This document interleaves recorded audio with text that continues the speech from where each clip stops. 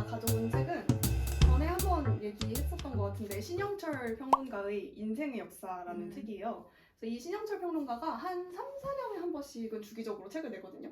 왜냐하면 직업이 평론이고 늘 어느 지면인가 꾸준히 글을 쓰고 있는 사람이기 때문에 그것들을 이제 모아서 한 번씩 이렇게 책을 내는데 지금까지 냈던 책이 몰락의 에티카, 느낌의 공동체, 정확한 사랑의 실험, 슬픔을 공부하는 슬픔, 그리고 이제 작년 22년 말에 인생의 역사라는 책을 냈어요.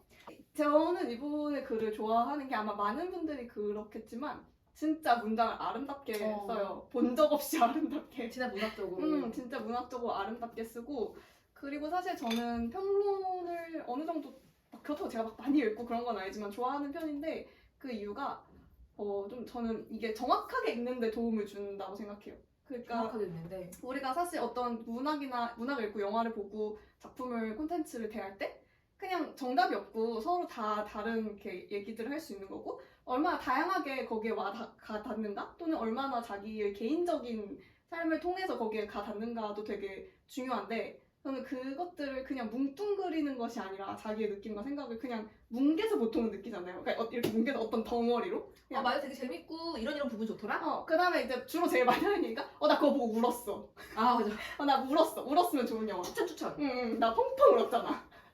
그러니까 좋은데 왜 좋은지 이렇게 딱 말하기가 되게 어렵잖아요. 나이가 들수록. 점점 말을 잃어가는 것 같아. 그치. 근데 저는 그 콘텐츠에 대한 평론을 한다는 게 자기가 이 책이 왜 좋거나 왜 싫은지를 굉장히 정확하게 알아가는 일인 것 같고 거기에 대해서 자기 언어를 가지고 논거를 들 수 있게 되는 일인 것 같아요. 그리고 그게 사실은 연습을 하다 보면 점점 실력이 느는 일이기도 하고 또 다른 사람의 평론을 봤을 때 이렇게도 봤구나, 이렇게도 볼 수 있구나 이런 생각도 되게 많이 하거든요.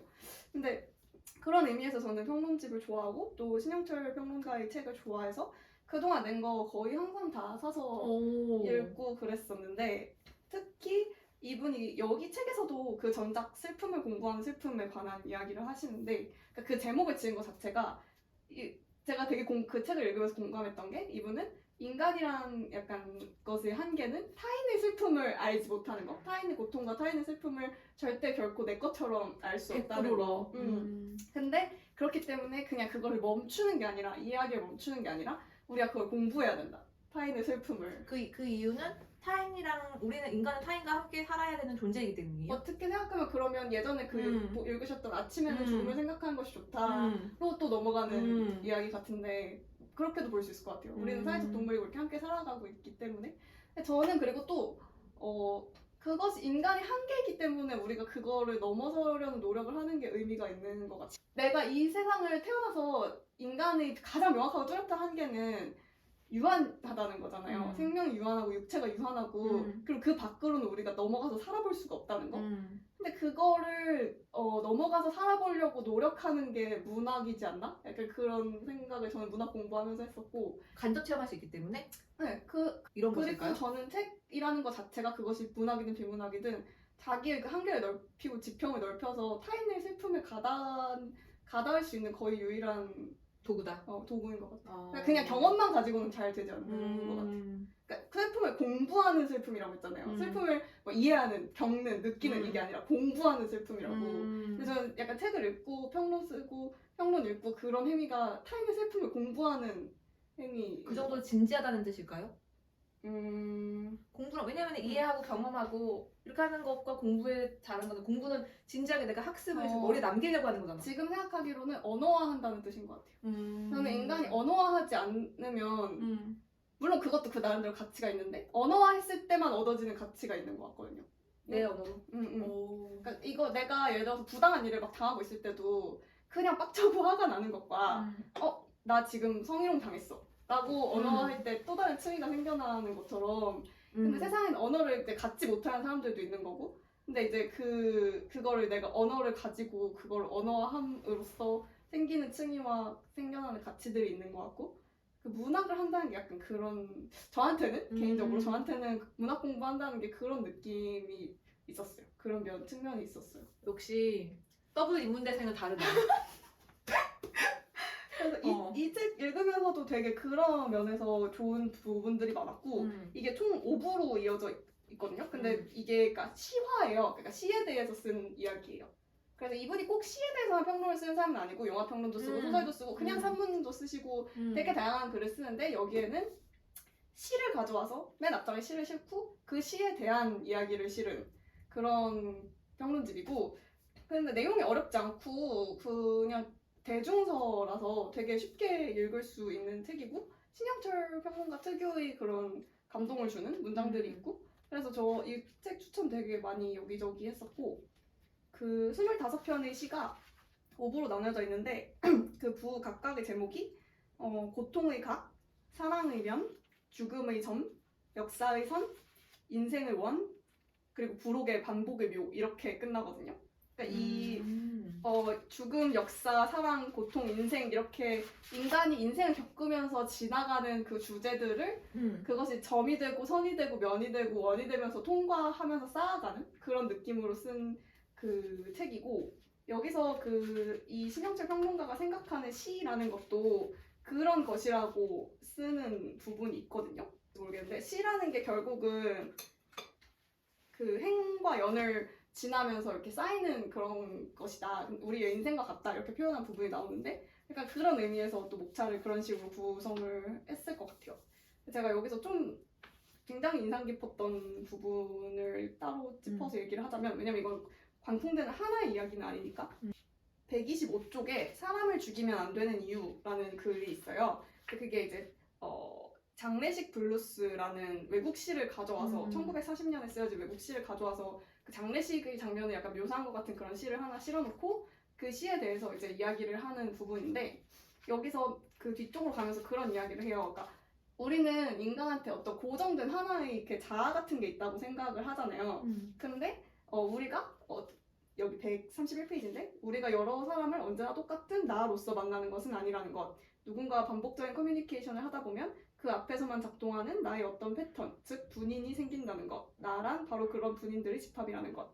그러니까 내가 하나의 자아로만 이루어진 인간이 아니라 고정된 그 내가 차장님하고 소통하는 내가 있고 우리 엄마를 만나는 내가 있고 우리 친구를 만나는 내가 있고 상무님을 만나는 내가 있고 이런 것처럼 내 안에 다양한 자아와 분인들이 있다는 거예요. 심지어 거기다가 레이어가 덮여있잖아요. 나랑 지금 여기서 와. 나랑 회사에서 와. 그렇지. 그러니까 내 안에서 다양한 그런 분인들이 있고 그런데 내 속에 그렇게 내가 많은 내가 있는데 각각의 그 사람을 대하는 나의 분인들이 다 다르기 때문에 여기서 뭐라고 하냐면 나에게 가장 중요한 사람이 죽을 때 나중에 가장 중요한 나도 죽는다. 너의 장례식은 언제나 나의 장례식이다. 이런 문장이 나오거든요. 그러니까 나와 관계가 있었던 사람이 죽거나 나와 헤어질 때 그 사람과의 관계가 끝나는 게 아니라 실은 내 안에서 하나의 분인이 죽는다는 거예요.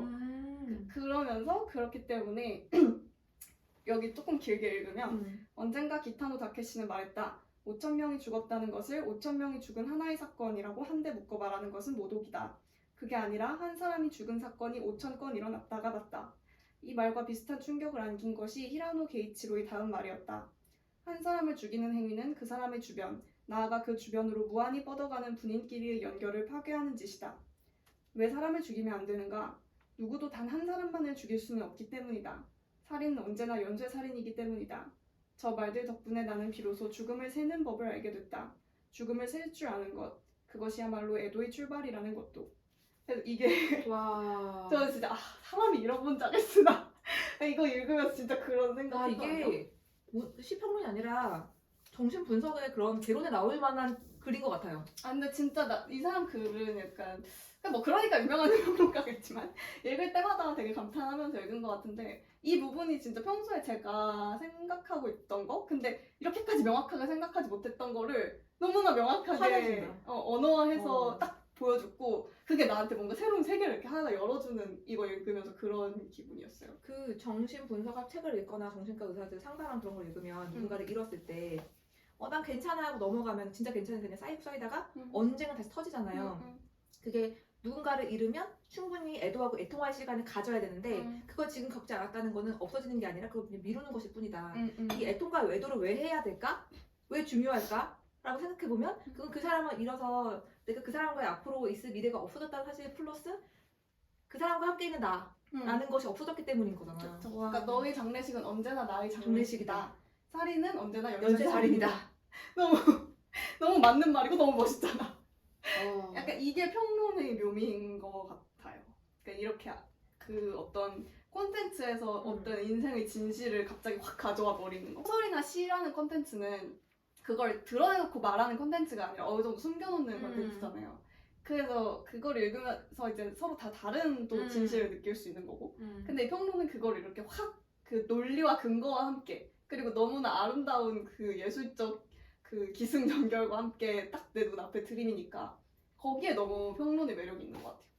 그리고 이분이 이제 뭐 문학이란 어떤 것이다, 시란 어떤 것이다 이런 말들도 이제 그런 글에 자주 나오는데 그 중에 제가 좀 인상 깊었던 또 부분 중에 하나는 211페이지에 나오는 글이고 요거는 하나의 절망을 극복하기 위한 이미의 다른 절망이라는 제목으로 이성복의 생에 대한 각서라는 시를 실어놓고 쓴 글인데 카프카의 문학은 인생이라는 화마를 잡기 위한 맞불이라는 것. 산불이 났을 때 불이 진행되는 방향의 맞은편에 마주 놓는 불이 맞불이고 두 불이 만나 더는 탈 것이 없어 불이 꺼지도록 하는 게 맞불 작전이다. 하나의 절망을 극복하기 위해 이미의 다른 절망을 만들어낸다. 그런 의미에서 인생이라는 불에 대해 문학은 맞불이라는 것. 그렇구나. 나를 태우는 불을 끄기 위해 나는 타오르는 책들을 뒤적이는 사람이 된 것이다. 이렇게 끝나거든요. 근데 문학이 진짜 되게 많이 절망적이고 구질구질할 때가 많잖아요. 그걸 싫어하는 사람들도 있고.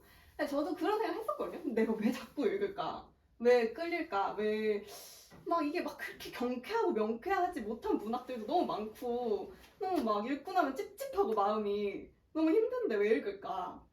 근데 약간 이거다 약간 이런 느낌이 들었어요. 진짜 나는 이 맞불을 들었을 때 어떤 거냐면 내가 어떤 연인이랑 헤어지거나 정말 슬플 때 엄청 슬픈 노래를 들으면서 울잖아요. 맞아. 울으면은 그 슬픔과 슬프면서 오히려 상승작용을 하면서 눈물 흘리면서 좀 승화가 되면서 카타르시스가 오죠. 좀 진정되잖아. 근데 나는 내가 어떤 인생에 힘든 일이 있는데 정말 힘든 예를 들어 김금희 너무 좋아요. 너무 좋은데 읽으면서 너무 힘들어. 그럼 이게 과연 그 내가 슬펐을 때 슬픈 노래를 들었을 때처럼 맞불 작전이 돼서 이게 카타르시스도 상승작용이든 무엇인가가 되는가?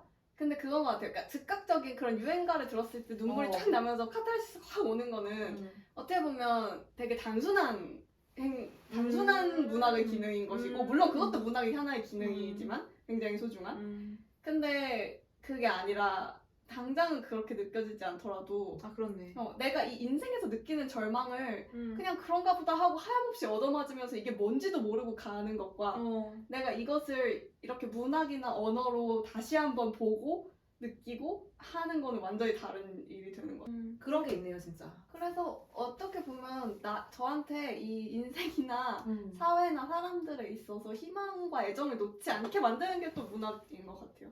그래도 이 정도 버티고 사람들도 좋아라고 하고 회의적이지 않을 수 있는 게 그렇다. 그냥 저는 사실 되게 힘든 일이 있거나 되게 그 마음이 어려울 때 주로 시를 읽거든요. 시를 많이 읽고 아니면 소설이나 에세이 읽고 아니면 내가 일기를 쓰거나 그게 저한테는 그러니까 물론 어떤 사람한테는 뭐 음악이나 산책이나 운동이 또 친구랑 뭐 술 먹고 노는 거 이런 게 그런 도움이 될 건데 저한테는 문학이나 글쓰기가 그게 도움이 많이 됐고 그래서 더 이 부분을 제가 그 크게 영향을 맞아 그렇지 하고 받았던 것 같아요. 이 구절에. 그리고 마지막으로 한 문단 더 소개를 해보면 요거는 97쪽이고 요 글의 제목은 무정한 신과 사랑의 발명이라는 글이고 이영광 시인의 사랑의 발명이라는 비교적 신작 2013년에 나온 시를 바탕으로 쓴 글이에요. 여기 다시 이영광의 사랑의 발명은 무정한 신 아래에서 인간이 인간을 사랑하기 시작한 어떤 순간들을 원형을 보여주는 시다. 나는 인간이 신없이 종교적일 수 있는 방법이 무엇일지를 생각하는 무신론자인데 나에게 그 무엇보다 종교적인 사건은 한 사람이 다른 한 사람의 곁에 있겠다고 그의 곁을 떠나지 않겠다고 결심하는 일이다. 내가 생각하는 무신론자는 신이 없다는 증거를 주고 기뻐하는 사람이 아니라 오히려 염려하는 사람이다.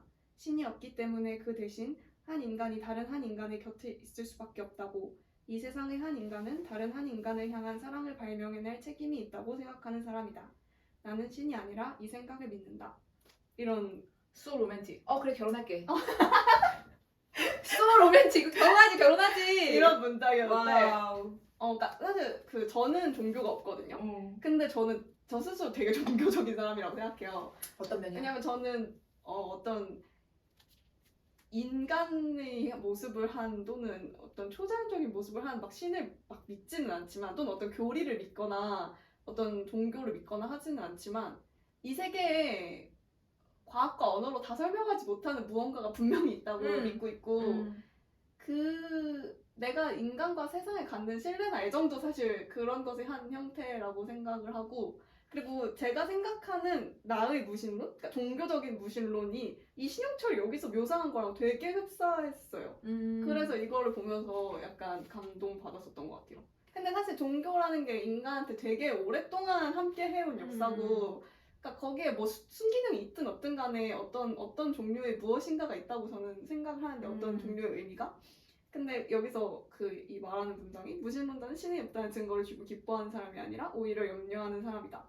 그래서 내가 그 염려 끝에 한 인간들에 대한 사랑을 발명하는 사람이다. 이런 이야기를 하는데 그러니까 그렇게 꼭 어떤 형태의 종교를 믿지 않더라도 종교적인 힘을 믿는 거 그러니까 사람이 사람한테 가질 수 있는 사랑이나 내가 이 사람 곁에 있겠다고 생각하는 소중히 여기는 마음 그런 것들이 저는 깊어지면 어떤 종교적인 힘을 갖는다고 생각하거든요.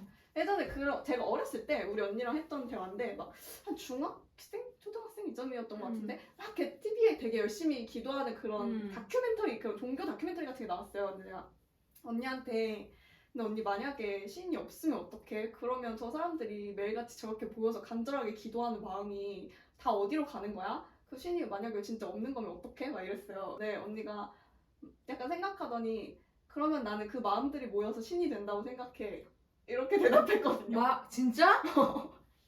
내가 지금 더 멋있게 각색했을 수도 있어. 내 기억이 근데 그게 미화돼서. 얼마나 멋있고 강렬했으면 지금까지 기억하겠어. 저는 그게 되게 강렬했어요. 그때 그럴 수도 있겠다. 그러니까 왜냐하면 신이 없다고 생각하면 너무 허무해지잖아요. 우리가 이 세상에서 이런 막 성전을 짓고 막 기도하고 착하게 살려고 애쓰고 막 매일 교회와 절과 성당에 가서 막 그런 시간들이 너무 허무해지잖아. 없다고 생각하면. 근데 만약에 그런 것이 실제로 진짜 만약에 없다고 해도 그 마음들이 모여서 신이 된다. 그게 저한테 너무 큰 위안이 되고 그냥 내가 옳게 살아갈 힘을 줬던 것 같아요. 그러니까 잘 살아야지. 약간 막 살지 말고 옳게 살아야지. 이런 최소의 도루? 내가 이게 모든 게 무너지고 권선징악 그딴 거 이 세상에 없고 아무것도 없고 인간 죽으면 끝이고 그렇다고 해도 나의 곁에는 그 마음들이 있어. 이런 그게 신앙이잖아요. 맞아요. 그래서 저는 제가 어떤 의미에서는 그러니까 내가 믿는 거? 내가 내 마음속에 믿음과 신뢰가 있고 그래서 그게 뭐 진짜 종교를 가진 사람들이 보기에는 그게 말도 안 되는 비유라고 할지라도 나한테는 그게 어떤 종교적인 힘? 신앙적인 힘이 되어주는 것 같아요. 나는 종교를 가지고 있는 사람으로서 막 교회에서 찬양을 하고 절에 가서 뭔가를 하고 뭐 성당에 가서 뭔가를 하는 그 시간 중요하지만 오히려 그런 신앙이랑 종교가 있어야 되는 거는 그냥 나 혼자 있을 때 아무것도 아닐 때 내가 그냥 회사에서 그냥 이메일을 쓰고 있을 때 이런 한 순간순간이 오히려 교회인 것 같아요. 맞아. 그래서 그런 생각이 있기 때문에 그 대리님이 그 마음이 있기 때문에 이 순간순간이 다 그 모여서 신이 되는 거라는 마음으로 날 붙들고 살 수 있는 것처럼 나도 그냥 내가 남이 봤을 때 너무 작은 자리, 너무 작은 순간들도 이게 다 교회다라는 믿음이 있기 때문에 나를 잃지 않고 쓰러지지 않고 나를 업수히 여기지 않고 나 스스로 소중히 여기면서 살아갈 힘을 갖는 것 같아요. 맞아요. 제가 예전에 20살 초반에 아직 라오스라는 나라가 우리나라에 그렇게 알려지거나 미디어에 나오기 전에 가족여행을 라오스로 갔었거든요. 가족여행을 라오스로 가는 게 되게 특이한데? 근데 막 라오스 요즘은 막 액티비티 이런 게 유명하잖아요. 근데 저희 그런 거 하나도 안 했고 거기 루앙프라방인가? 블루라고 나온대. 그 조그만 도시가 있어요. 거기에서 우리가 되게 행복한 시간을 보냈어요. 그때는 저희 막 구글 지도 이런 것도 볼 줄 몰랐고 진짜 막 이제 막 스마트폰 나오고 그럴 때라서 진짜 막 그 종이 지도 보면서 막 숙소에서 준 그런 거 보면서 다니고 언니랑 엄마 아빠랑 막 그랬는데 그때 제가 거기서 느꼈던 건 거기는 그 도시 전체가 어떤 거대한 하나의 종교 사원 같은 느낌인 거예요. 루앙프라방은. 그러니까 도시의 어떤 시간의 흐름이 느껴지지가 않아. 왜냐면 욕망이 없으니까. 항상 그 사원 안에 있는 느낌처럼 물론 거기서 살아가는 현지인들한테 다 욕망이 있고 역사가 있고 시간이 있겠지만 근데 지금 말하는 욕망이 뭔지 알 것 같아요. 그냥 내가 여행자로서 그곳을 느낀 얄팍한 그냥 아주 단편적인 감정이겠지만 당연히 근데 어쨌든 내가 여행자로서 그곳에서 느낀 건 도시 전체가 거대한 하나의 사원인 것처럼 그냥 어떤 세속적인 욕망이 별로 느껴지지 않고 되게 고요하고 시간이 느릿느릿하게 흘러서 마치 시간이 흐르지 않는 것처럼 느껴지는 그런 곳이었어요. 그래서 지금도 뭔가 내가 종교는 없지만 뭔가 기도하는 마음이 될 때가 있잖아요. 내가 무언가를 이렇게 성찰하고 그럴 때 그때 그 공간을 저는 상상하는 것 같아요. 루앙프라방을 아직도 루앙프라방을 상상하는 것 같아요. 그게 그러니까 저 진짜 막 유럽에 멋있는 성당도 막 가보고 막 우리나라에 진짜 큰 절 막 교회 이런 데도 다 가보고 했지만 뭔가 그 도시가 저한테는 되게 종교적인 공간. 상징적이고. 다 누구나 마음속에 그런 공간이 있는. 나는 내가 예전 전 회사에서 너무 힘들 때 근무 시간 중에 나갔어요. 그냥 너무 힘든 거야. 네. 여기 그냥 계속 있다가는 그냥 죽을 것 같은 거지. 그래서 그냥 10시 반이었나? 쓱 나가서 가방도 놔두고 그냥 쓱 나가지고 그냥 막 걸었어요. 진짜 힘드셨구나. 진짜 힘들었어. 근데 나왔더니 너무 그냥 날것의 막 그런 동네인 거야. 그냥 막 걸었어. 걷다 보니 더 날것의 동네가 막 나오는 거지. 그래도 뭐 어떡해. 그냥 걸었지. 걷다 보니까 성당이 나왔어요. 근데 성당인데 그런 예쁜 성당의 모습을 갖추지 않고 약간 그 창고 같은 거의 창고인 1층에 단층에 창고. 근데 성당이라는 건 앞에 마리아상이 있기 때문에 알겠어요. 근데 난 카톨릭은 아니잖아요. 근데 성당에 있길래 봤더니 열려 있어. 근데 들어갔어요. 나 거기서 2시간 앉아 있었거든요. 점심시간 끝날 때까지. 그때 내가 거기서 뭔가를 하진 않았어요. 그냥 가만히 앉아 있었거든요. 근데 그 특유의 고요하고 좀 서늘하면서도 나를 기분 좋게 압도하는, 무섭게 압도하는 게 아니라 나 기분 좋게 다른 그 옛날에 뭐 외갓집 가보면 할머니가 되게 깨끗한 이불로 좀 무거운 소미불 너무 기분 좋잖아요. 맞아요. 그거 하면 잠도 잘 오잖아요. 그런 그 두꺼운 깨끗한 소미불을 덮는 느낌이 있었어요. 그 2시간 동안. 그래서 다시 그 나이것의 동네를 다시 거슬러가지고 다시 회사에 들어가서 다시 일을 열심히 하고 있지만 힘들 때면은 그때 거기를 생각해요. 그러니까 그게 어떤 거룩한 장소? 신앙적인 장소가 우리한테 주는 힘인 것 같아요. 그게 저는 내가 특별한 종교를 믿지 않아도 사람이면 대부분은 그런 걸 느끼고 좀 그런 종교적인 체험을 하는 순간들이 있는 것 같아요. 그게 막 눈물을 흘리고 막 방언이 쏟아져 나오지 않더라도 화려하거나 꼭 어디가 아니더라도 맞아. 순간순간이 오지. 예를 들면 저는 예전에 국립중앙박물관에서 그 도슨트 봉사를 했었거든요. 그 중고등학생들, 초등학생들 단체 관람객 대상으로 제가 대학생 때 대학생 봉사활동자들을 뽑아서 이제 코스를 돌면서 설명하는 그런 걸 했었어요. 근데 그 중앙박물관이 신용산에 새로 생겼잖아요. 그래서 진짜 크고 진짜 예쁘고 밖에서 봐도 되게 잘 되어 있거든요. 그리고 거기 들어가면 그 특정 온도와 습도를 약간 맞춰놓기 때문에 약간 그 기분 좋은 서늘함? 그런 게 느껴지고 층고도 엄청 높고 약간 그리고 그 전시장에 들어가면 이게 좀 조명도 조절하기 때문에 되게 어두컴컴해요. 근데 거기 그 3층 불교 미술관인가에 가면 큰 불상들이 이렇게 앉아있거든요. 어딘가에서 이제 발굴되어서 온. 근데 저는 그 도센트 하다가 쉬는 시간에 그 박물관 그 불상 앞에 이렇게 앉아있으면 되게 마음이 편안해지고 아까 말씀하신 그런 압도되는 느낌? 그런 기분 좋은? 그런 서늘한 느낌. 그러니까 내가 지금 인간의 세상이 아니라 잠깐 다른 곳에 가 있는 그런 기분이 들었어요. 그래서 저한테는 아직도 박물관이 약간 종교적인 장소의 느낌을 가지고 남아있거든요. 종교적일 수도 있거든요. 박물관이야말로 죽음이랑 가장 맞닿은 것들이 있는 곳이니까. 맞아요. 그리고 우리가 그 옛날부터 사람들이 만지고 숨결을 가지고 불어넣었던 그것들이 지금은 거기에 이렇게 가만히 정적으로 놓아져 있으니까 사실 또 그것만큼 그런 공간이 가장 현실의 사람들과 가장 그 엑기스의 그 죽음이 뭔가 만나는 공간. 맞아요. 근데 지금 평론이 주는 힘이 되게 대단하네요. 우리가 저기까지 그러니까 이렇게 발전했잖아요. 여러 가지 다른 주제로 세 개의 다른 주제로 막 이렇게 이야기를 했잖아요. 평론이 진짜 평론을 근데 읽는 사람이 많지 않을 거라고 생각하거든요. 없죠. 그러니까 소설이나 비문학 뭐 이런 거는 읽는 사람이 많을 텐데 상대적으로 아마 그 독자층이 얇은 게 평론이나 시가 아닐까라고 생각을 하는데 다음에 그래서 시도 한번 더 다뤄보면 좋을 것 같은데 이렇게 사실 남들이 잘 읽지 않아서 조금 접근하기 어렵지만 접근하고 나면 완전히 새로운 세상이 열리는 그런 또 장르이기도 하거든요. 나 왜 평론을 내가 읽기 싫어하는지 알았어. 공부하는 생각이 들어서요. 아. 근데 지금 좀 바뀌었어요. 공부하는 게 되게 좋은 것 같아. 그러니까 이게 너무 현학적으로 쓴 것들도 있어요. 무슨 막 델레즈의 어떤 보들레르가 막. 근데 그런 막 이름도 잘 모르겠는 프랑스 철학자들 막 갖다 끌어와서 꼭 그런 것만 읽는 게 아니라 사실 그것도 나쁘다기보다 나 지금 이 말 할 줄 알았어. 프랑스 언어 연극이 너무 좋아가지고 불문학 선택한 사람이면 그렇게 말할 수 있지. 인정. 아니 그 글도 나쁘다기보다 어떤 사람한테 좋은 글이죠. 아, 그치. 그걸 이해할 수 있는 사람들한테. 그치. 근데 내가 그거를 이해할 수 없고 별 마음에 안 들면 내가 이해할 수 있는 층의 평론도 충분히 많고 요즘에는 영화 평론도 되게 많잖아요. 영화 평론도 있죠.